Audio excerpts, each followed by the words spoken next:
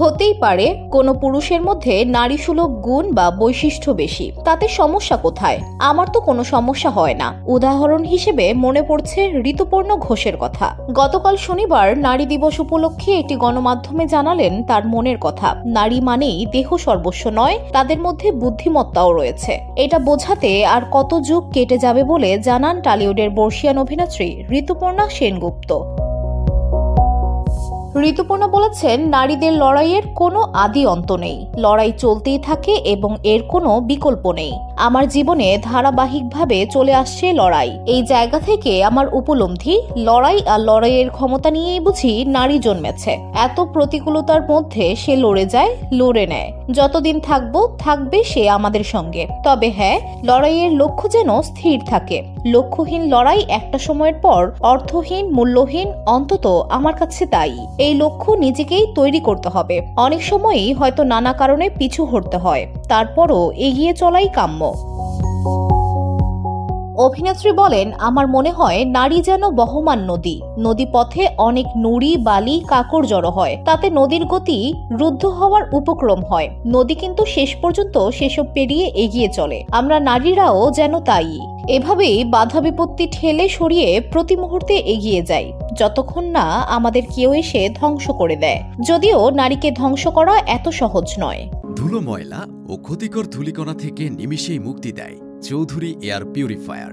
এর শক্তিশালী সাকশন ঘরের কোনায় কোনায় লুকিয়ে থাকা সকল ধুলা টেনে ফিল্টার করে এবং বের করে আনে নির্মল ও স্বাস্থ্যকর হাওয়া।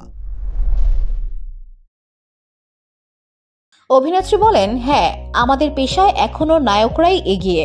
উপার্জন, সম্মান, যশ, খ্যাতি, প্রতিপত্তি সব দিক থেকে।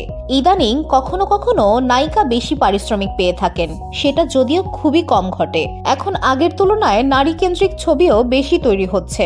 সেসব ছবিতে কাজ করে উপার্জনের ক্ষেত্রে হয়তো নায়িকা এগিয়ে থাকেন, কিন্তু তার সংখ্যাও খুবই কম। যেদিন নায়ক নায়িকা উভয়ই সমান গুরুত্ব পাবেন, একমাত্র সেদিন এ সমস্যা মিটবে। তিনি বলেন, এর সঙ্গে আরও একটি গুরুত্বপূর্ণ বিষয় জড়িয়ে রয়েছে। সেই নায়িকা যদি উচ্চাকাঙ্ক্ষী হন তাহলে কি হবে? কেন বললাম এই কথা? কারণ একজন নারীর এই চাওয়া পেশা এবং ব্যক্তিগত জীবন দুদিকেই চরম অশান্তি ডেকে আনে। আশা ভোসলেজিও এই মত সমর্থন করে একসময় বলেছিলেন, এই মানসিকতার মেয়েদের সংসার করা উচিত নয়। মেয়েদের উচ্চাশা এখনো পরিবার, সমাজ এবং পুরুষ মেনে নিতে পারে না। নারীদের উচ্চাকাঙ্ক্ষী হওয়াতে আমি দোষের কিছু দেখি না। উঁচুতে উঠতে কে না চায়? ঋতুপর্ণা বলেন, আরেক নারীর কথা না বললে নারী দিবস নিয়ে আমার ভাবনা যে অসম্পূর্ণ হবে। তিনি আমার মা নন্দিতা সেনগুপ্ত। মাত্র 3 মাস আগে মাকে হারিয়েছি। আমার জীবন পথের ধ্রুব তারা। সারাক্ষণ মাকে মনে পড়ছে। মায়ের বলা কথা, মায়ের গায়ের গন্ধ, মায়ের ভাবনা আমাকে যেন আচ্ছন্ন করে রেখেছে।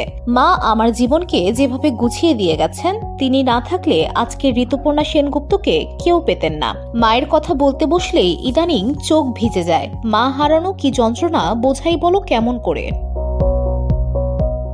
VOD Bangla news desk.